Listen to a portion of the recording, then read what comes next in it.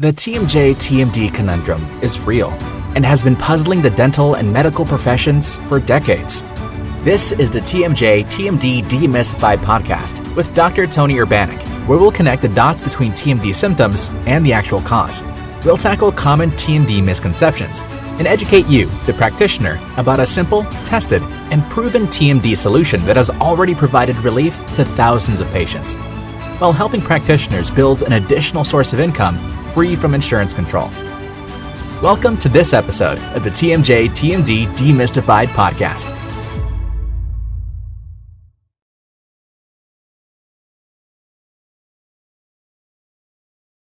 Hello, all TMD warriors. I am Tony Urbanek, and we are going to do the next episode of TMD Demystified. I'm looking forward to doing this particular episode as we further unpack and specialize in the consultation part of interfacing with a patient who is suspected of having TMD, having these symptoms. I have addressed this particular issue and this part of it multiple times in multiple episodes, but in this particular episode, I would like to specifically address the history taking and the collection of symptoms. I think I've made this point before, but this particular episode, I think if you bear with me, you'll see the importance of it and the simplicity of it, and how what I have to say can help you significantly gather information, use that information, make it available, make it accurate, and along with several other parts of this that will help you in the consultation efforts. So, as you've heard me say before, the first part of a consultation is to sit down and listen. And I recently did an episode on just listening. Listen to the patient, listen them out. The objective, though, isn't to sit and listen forever. The objective, as you know, as a physician, provider, doctor, that you need to get on with it. But you want to be fair with the patient. You want to give them the appropriate amount of time that you need to make sure that you have an accurate history and eventually leading to an accurate diagnosis. So we won't talk about step one, which is sit down and listen. I've assumed that at this point that you've sat down with the patient, encouraged them to tell me their symptoms in their own words.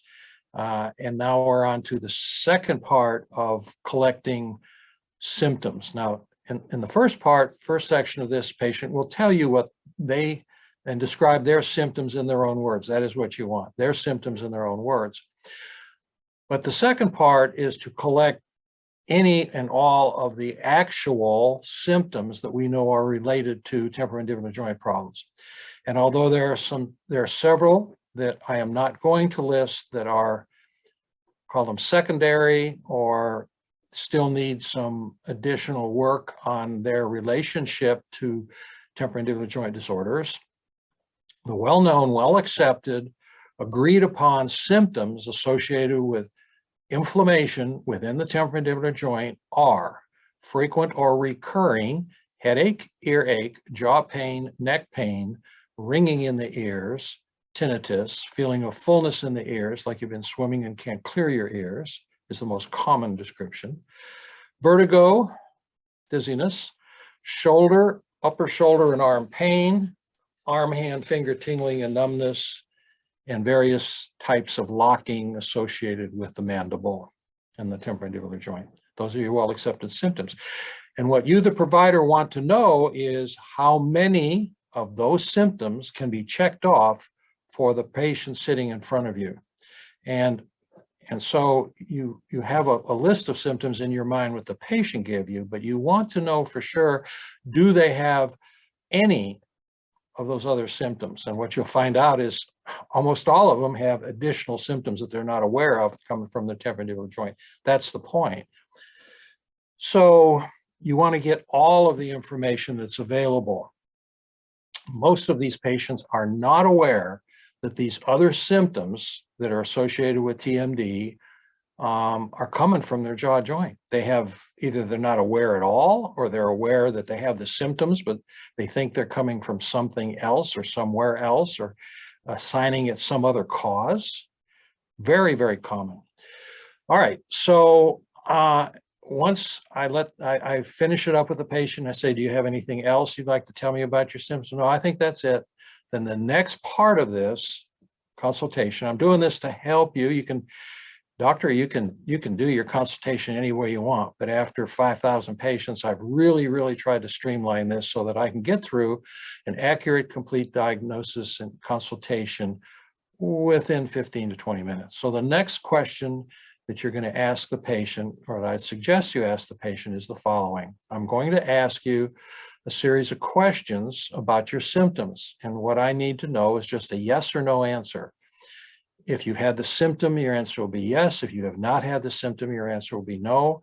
But I'm really not interested in what any other doctor or anyone else has to say about the symptom, because that rules out that, oh yeah, I have that symptom, but I think it's something that coming from someplace else, so I won't bring it up. No.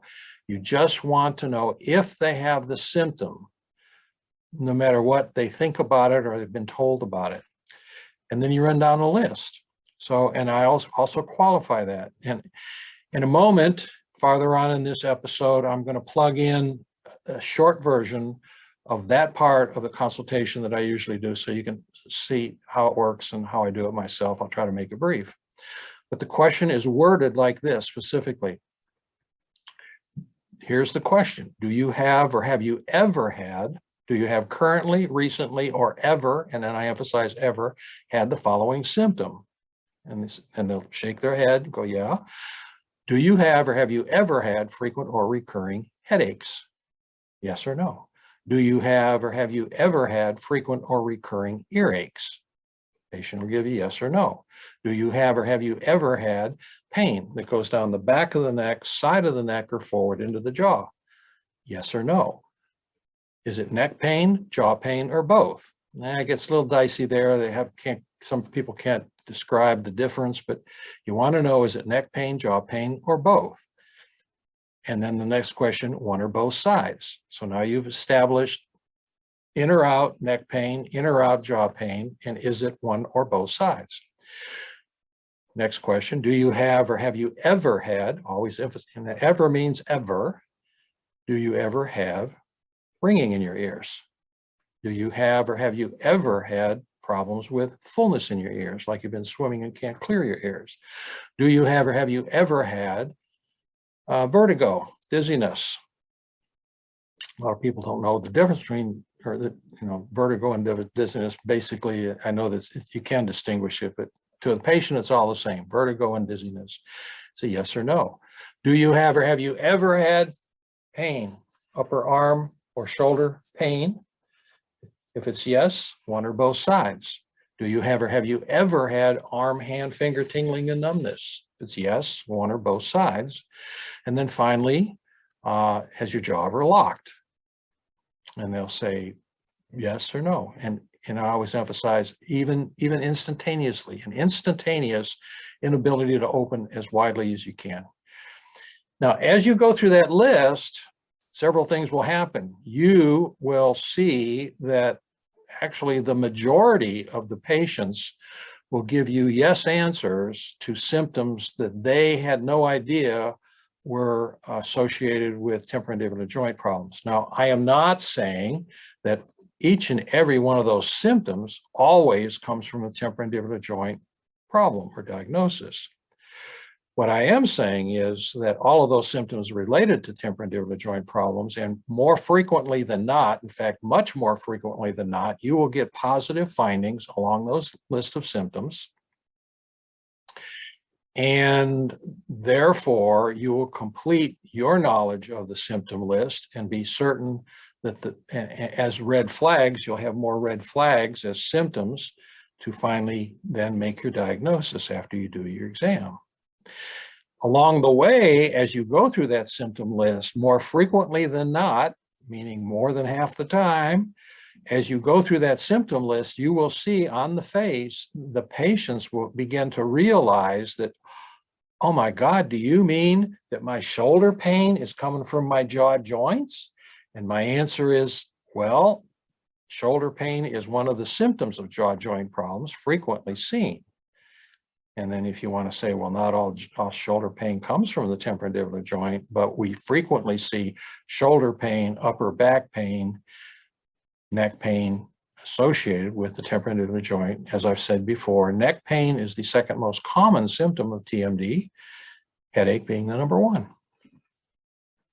So when you do it in that method, that way, you now very briefly, it takes about, 2 minutes to run down that list. And if you need to, you can have a checklist on your lap. I just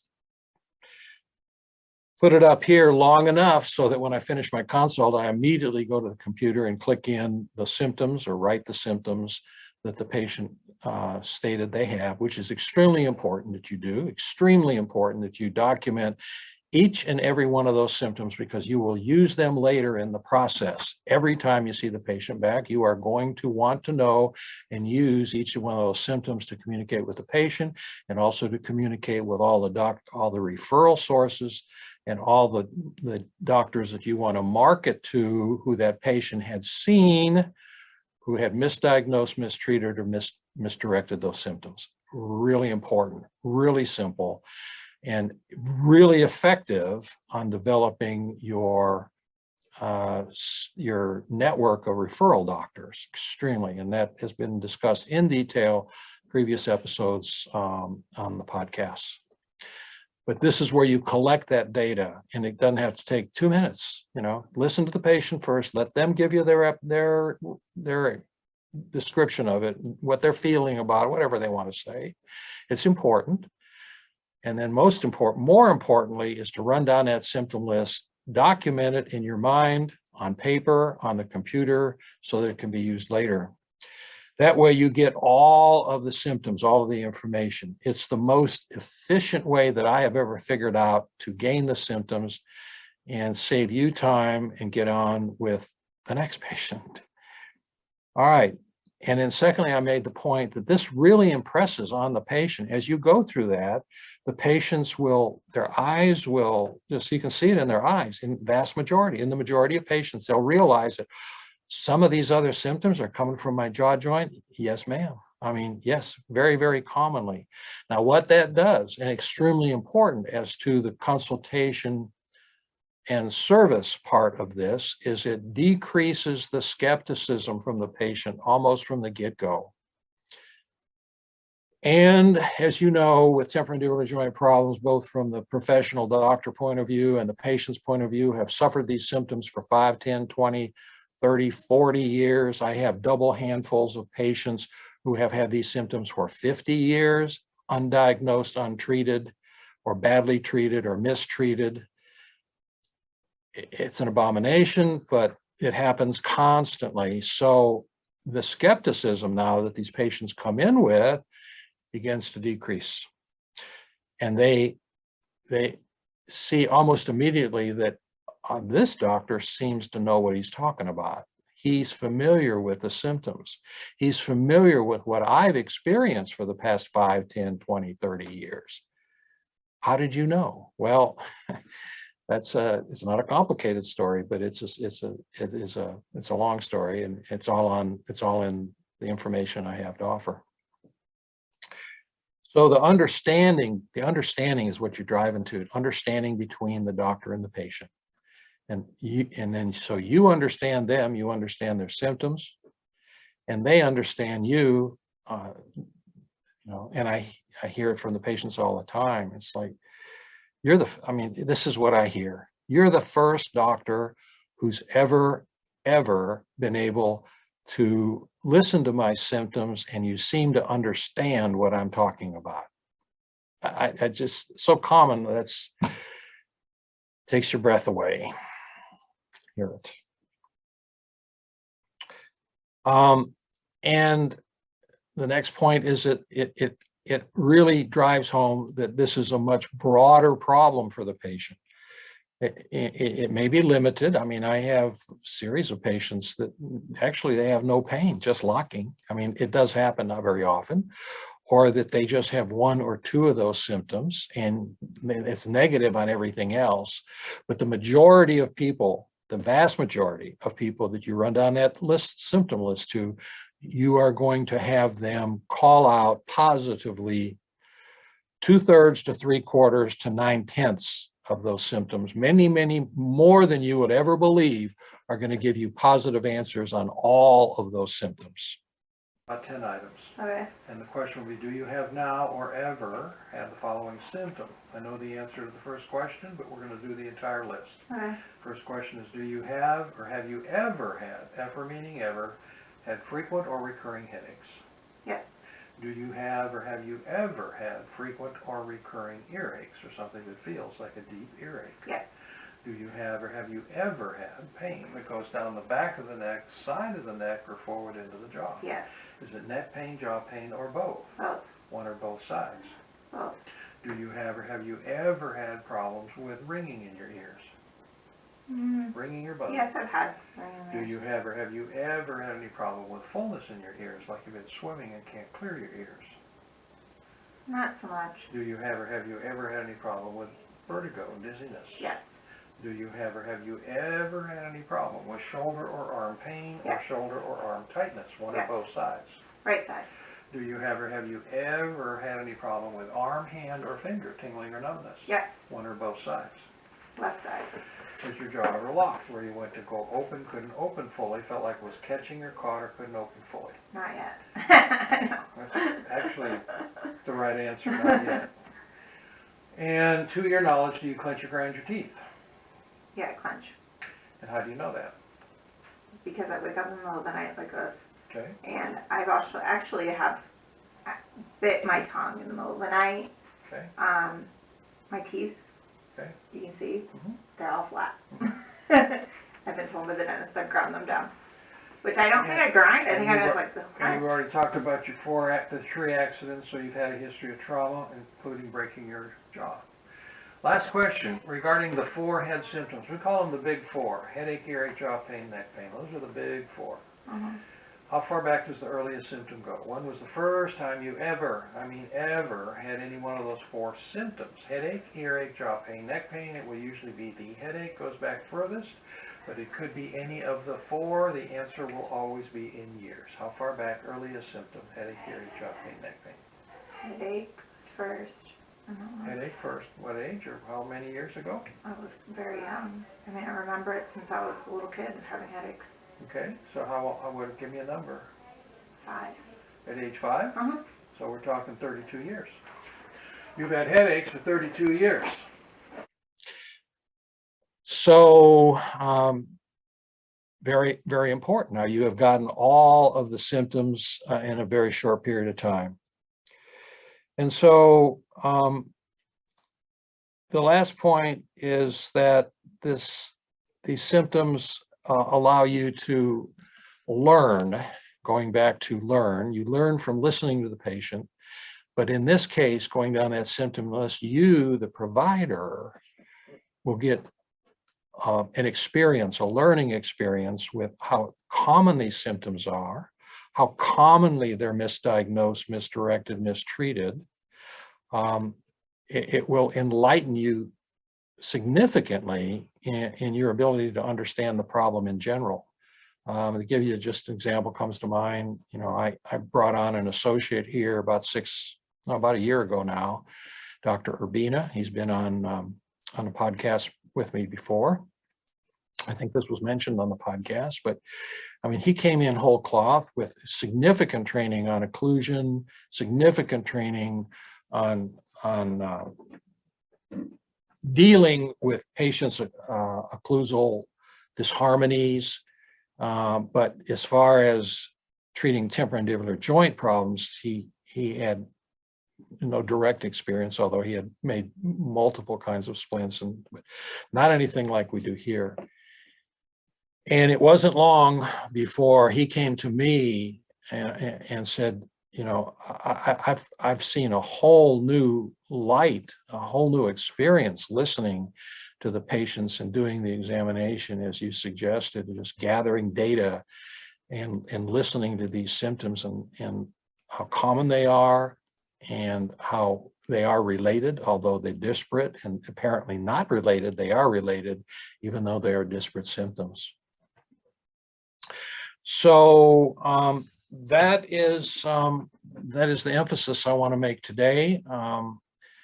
I am going to finish this episode with hopefully just about maybe a 3 or 4 minute portion of just a regular old consultation. I'll pick one out. We have a couple hundred video consultations, complete consultations for patients who have given me their approval to use the consultation in entirety for teaching purposes.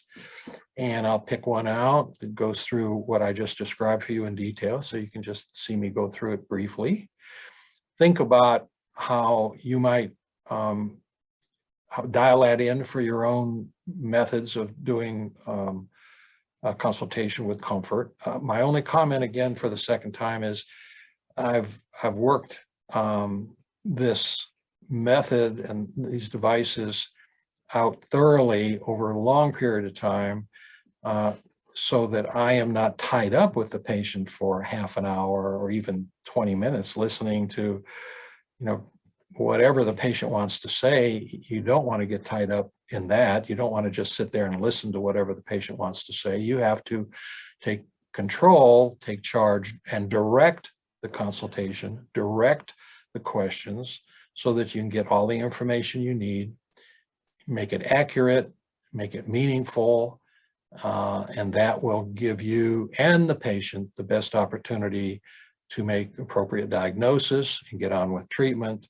and a successful treatment for the patient. So with that said, I encourage any comments. As always, I encourage criticism if needed. I can be reached at Tony Urbanic at I can be reached at tony@tmjservices.net. You can always reach Naomi at naomi@tmjservices.net, our Director of Marketing and Education. And I would encourage any newcomers to this podcast and episode to go to our website, www.tmjservices.net. You can learn about our company. You can learn about the Urbanic device and protocol and how it works and how you can become a network provider in our network using our patented FDA cleared and approved non-surgical device for the betterment of your practice, and certainly the solution for this problem, which is badly misunderstood, badly mistreated, badly misdirected from a multitude of directions and a multitude of practitioners. And I stand by that. I actually don't know many people that would want to argue that with me, who actually do come in contact with a large number of TMD patients. So with that, thank you for your attention. Thank you for your time. And until our next episode, I am Tony Urbanic, and this is TMD Demystified.